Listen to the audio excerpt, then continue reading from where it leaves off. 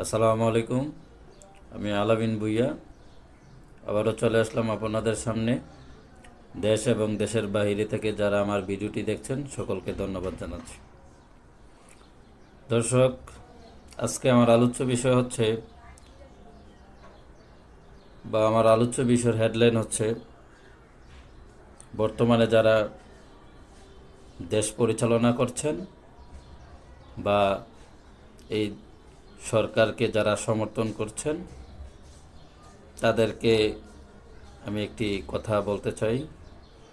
আপনারা কি ভবিষ্যতের জন্য ধ্বংসস্তূপ আর হত্যাযজ্ঞের ট্রেডিশন, প্রথা বা রীতি চালু করছেন? কথাটি যদিও স্বল্প আকারে বা ছোট আকারের হেডলাইন, আমি মনে করি সকল রাজনৈতিক দলের জন্য, সকল রাজনীতিবিদের জন্য এই কথাটি খুব গুরুত্বপূর্ণ। এটা তো একটা ট্রেডিশনে পরিণত হচ্ছে ভাই। রাজনীতি এপিঠ উপিঠ। আজকে আপনি ক্ষমতাতে আছেন, কাল হয়তো বা আপনি ক্ষমতাতে থাকবেন না, হয়তোবা আপনার পরিবর্তে অন্য আরেক দল আসবে বা অন্য আরেকজন ক্ষমতাতে আসবে, ক্ষমতার পালাবদল হবে। একজন গভর্নমেন্ট চিরকাল থাকে না। যেমন আমার দল আওয়ামী লীগ ছিল না, থাকতে পারে নাই, কোনো না কোনো কারণে, প্রাকৃতিক কারণে হোক বা অন্য ধরনের কোনো কারণে হোক বা নির্বাচনের মধ্য দিয়ে হোক, ক্ষমতার পালাবদল আসে। তো এই দেশের মধ্যে যারা রাজনীতি করেন সকলেই ঘুরে ফিরে এই দেশের মধ্যে থাকতে হবে, এই দেশের মধ্যে বসবাস করতে হবে। কখনো আপনি ক্ষমতাতে থাকবেন, কখনো আপনি ক্ষমতার বাইরে থাকবেন, এটাই স্বাভাবিক। আমি কখনো ক্ষমতার মধ্যে থাকব, আমি আবার কখনো বিরোধী দলে থাকব, বিরোধী দলের অবস্থায় ভূমিকায় আমি থাকব, এটাই স্বাভাবিক। কখনো আওয়ামী লীগ ক্ষমতা থাকবে, কখনো বিএনপি ক্ষমতাতে থাকবে, জাতীয় পার্টি থাকবে বা তত্ত্বাবধায়ক সরকার থাকবে, সামরিক সরকার আসবে। এর মধ্য দিয়েই কিন্তু এই দেশের পরিচালনা, সরকার পরিচালনা, রাজনীতি সব কিছু চলবে পৃথিবীতে যতদিন বাংলাদেশ নামক দেশটি থাকবে। এখন আমরা যারা রাজনীতি করি আমাদেরকে সচেতন হওয়া উচিত, আমি মনে করি। দায়িত্বশীল জায়গায় আসার উচিত, দায়িত্বশীল আচরণ করা উচিত আমি মনে করি। কারণ যেই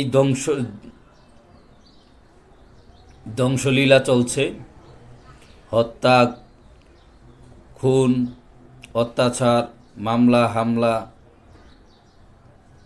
এবং মামলা দিয়ে যে ব্যবসা, আমি ওইটা নিয়ে আলাদা একটি ভিডিও করব। মামলা নিয়ে যে ব্যবসা শুরু হয়েছে প্রশাসন এবং কি বিএনপি বা ছাত্র সমন্বয়কদের মধ্যে যেই ব্যবসা শুরু হয়েছে, টাকার বিনিময়ে আপনারা নাম কেটে দেয়া হয়, টাকা না দিলে তাকে মামলাতে জড়িয়ে দেওয়া হয়, এটা নিয়ে আলাদা ভিডিও করব। সেটা না, এইটাও একটা খারাপ ট্রেডিশন বা উপমা তৈরি হচ্ছে। এটা আমাদের ভবিষ্যৎ রাজনীতির জন্য একটি হুমকি বা একটি বাজে একটি চর্চা আমার কাছে মনে হচ্ছে এই মুহূর্তে। যাই হোক, ওইটা নিয়ে আলাদা কথা বলবো। কিন্তু আজকে আমার যে বিষয়টা সেটা হচ্ছে এই যে ধ্বংসলীলা চালু হচ্ছে, যে আপনি ক্ষমতাতে থাকবেন না, আপনার দল ক্ষমতাতে থাকবে না, এর মানে আমি আপনার ঘরবাড়ি ভাঙবো, আপনার ব্যবসা বাণিজ্য আমি লুটপাট করব, যারা আগুন দিয়ে জ্বালিয়ে পুড়িয়ে দেব। এটা কি ট্রেডিশন চালু করছেন? এটা তো একটা ট্রেডিশনে পরিণত হচ্ছে, রীতিনীতিতে পরিণত হচ্ছে। আপনি আজীবন ক্ষমতাতে থাকবেন, আমিও থাকতে পারি নাই, আপনিও থাকবেন না, আমিও থাকবো না, আপনিও থাকবেন না, হয়তো অন্য কেউ থাকবে। তাহলে কি এই ট্রেডিশন চলবে? দেশ কি, আপনার রাজনীতিবিদরা রাজনীতি করে দেশ উন্নয়নের জন্য, দেশের মানুষের কল্যাণের জন্য। এখন যদি এই ধ্বংসলীলা, ভাঙচুর, লুটতরাজ, মামলা হামলা মারামারি হত্যা এইসব চলতে থাকে। তো ভবিষ্যতের জন্য তো একটা বড় ধরনের দৃশ্যমান বা বড় ধরনের একটা উদাহরণ তৈরি হয়ে গেল, ট্রেডিশন চালু হয়ে গেল। এখন আপনি আছেন, আপনি করেন, আবার অন্যজন আসবে, আবার অন্যজনেরা আপনার সাথে করবে। তাহলে কি এই দেশের মানুষ কি আর শান্তিতে থাকতে পারবে না? যেই কারণে দেশ স্বাধীন করা হয়েছিল 1971 সালে, স্বাধীনতা অর্জন হয়েছিল, কিন্তু রক্ষা করা তো কঠিন হয়ে পড়েছে, এটাই বাস্তব। তো আমি সকল গণতান্ত্রিক রাজনৈতিক মনা দলগুলোকে, সকল রাজনৈতিক মনা গণতান্ত্রিক মনা রাজনীতিবিদদেরকে, আমি সচেতন নাগরিকদেরকে, দেশের বুদ্ধিজীবীদেরকে, প্রিন্ট মিডিয়া ভাইদেরকে, প্রশাসনকে আমি বলতে চাচ্ছি, আপনারা একটি, আমার মনে হয় এই মুহূর্তে আপনারা যেই জায়গায় দাঁড়িয়ে আছেন, একটি নগণ্য ট্রেডিশন আপনারা চালু করছেন এই জাতির জন্য, ভবিষ্যতের জন্য। আপনারা একটা উদাহরণ, দৃষ্টান্ত একটা স্থাপন করতেছেন আমার কাছে মনে হচ্ছে। আমি জানি না আমার কথাগুলো কীভাবে নেবেন। আমি একজন ছোট্ট মানুষ, আমি আমার মেধা মননে যা এসেছে আমি তাই বলেছি। আমি উস্কানি দেওয়ার জন্য বলতেছি না। আমি ভবিষ্যতের চিন্তা করে, ভবিষ্যতের একটি ট্রেডিশন, একটি বাজে একটি দৃষ্টান্ত স্থাপন হচ্ছে, এটা আমার কাছে মনে হয়েছে। তো সকলেই এই বিষয়টি, যারা আমার দল অথবা অন্য দলের যারা এখন ক্ষমতাতে আছেন, যারা সরকারকে সহযোগিতা করছেন, যারা সরকারকে আপনারা নাড়েন, সরকার আপনাদের পরামর্শ শুনে, আপনাদের ইশারা ইঙ্গিতে সরকার চলে, পরামর্শে চলে। আপনারা যারা পর্দার আড়াল থেকে, বিশেষ করে জামাত, বিএনপি, ছাত্র সমন্বয়ক বা ছাত্র সমন্বয়করা যেই রাজনৈতিক দল গঠন করবেন, আপনারা তো এই দেশের রাজনীতি করবেন। কিন্তু আপনারা কি আজীবন ক্ষমতাতে থাকবেন? ইনুস সাহেব কি আজীবন ক্ষমতাতে থাকবে?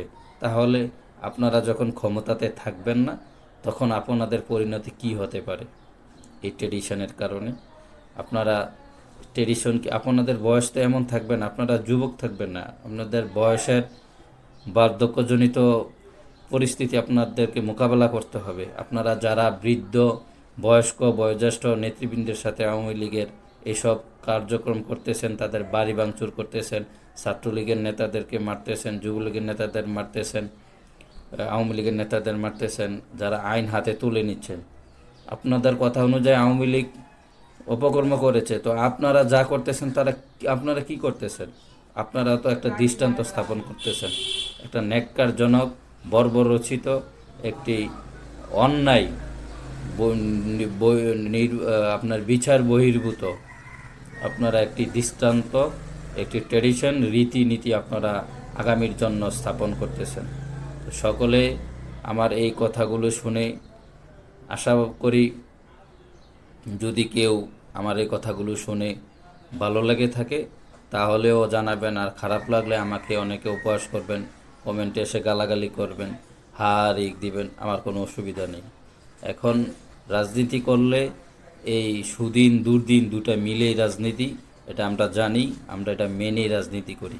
তবে যে যা করবেন তার জন্য কিন্তু ভবিষ্যৎ অপেক্ষা করতেছে, কোনো না কোনোভাবে আপনি তার ফল ভোগ করতে হবে, ফল পাবেন, এটা কোনো সন্দেহ নেই। আমি যা করেছি তার ফল পাব। আবার আমি যদি কোনো কিছু বিনা কারণে পেয়ে থাকি, তাহলে তার জন্য যে আমাকে কষ্ট দিয়েছে বা আমাদেরকে কষ্ট দিচ্ছে, তারাও কিন্তু এর ফল ভোগ করবে। তো আমি চাই না যে আসলে আপনার কোনো কর্ম দ্বারা ফিউচারের জন্য, ভবিষ্যতের জন্য কোনো একটি বাজে একটি ট্রেডিশন, রীতি স্থাপন করে যান, এটা আমার কাছে আসলে কাম্য মনে হচ্ছে না। আমি এইটা আশা করতেছি না। সকলে সুষ্ঠু দ্বারা আমরা রাজনীতি করতে চাই, সকলের অধিকার থাকবে, সকলের কথা বলার অধিকার থাকবে, সকলের চলা বলার অধিকার থাকবে। তো আমরা নোংরা রাজনীতি থেকে বের হয়ে এসে আমরা একটি সুন্দর সুশৃঙ্খল রাজনীতির দ্বারা অব্যাহত রাখতে চাই। সকলে ভালো থাকবেন। জয় বাংলা, জয় বঙ্গবন্ধু।